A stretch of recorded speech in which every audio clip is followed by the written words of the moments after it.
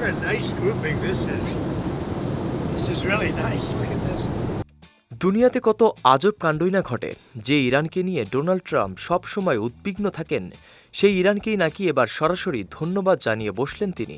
ঘটনা হলো, ইরানে বেশ কিছুদিন ধরে চলা বিক্ষোভের জেরে প্রায় ৮০০ জন বন্দির ফাঁসি কার্যকর করার পরিকল্পনা ছিল দেশটির সরকারের। কিন্তু শেষ মুহূর্তে ইরান সেই মৃত্যুদণ্ড স্থগিত করার সিদ্ধান্ত নেয়। আর এতেই খুশি হয়ে ট্রাম্প তার সোশ্যাল মিডিয়া প্ল্যাটফর্ম ট্রুথ সোশ্যালে লিখলেন, আমি ইরানের নেতৃত্বের প্রতি অত্যন্ত সম্মান জানাই, ধন্যবাদ।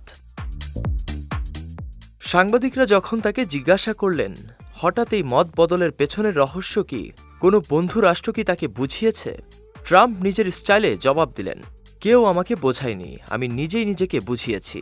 অর্থাৎ ইসরায়েল বা অন্য কোনো দেশের কথাই নয়, বরং ইরানের এই পদক্ষেপে তিনি নিজেই বেশ প্রভাবিত হয়েছেন।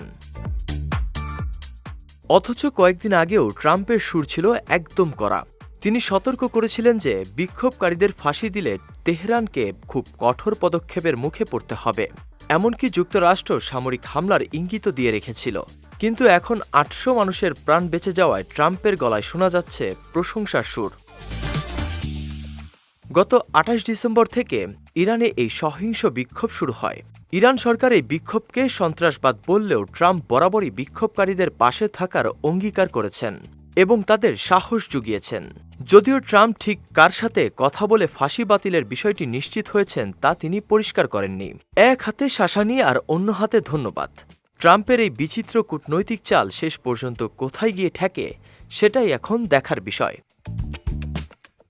নাসিমুল বারী, সৌরভ, বিজয় টিভি, নিউজ ডেস্ক।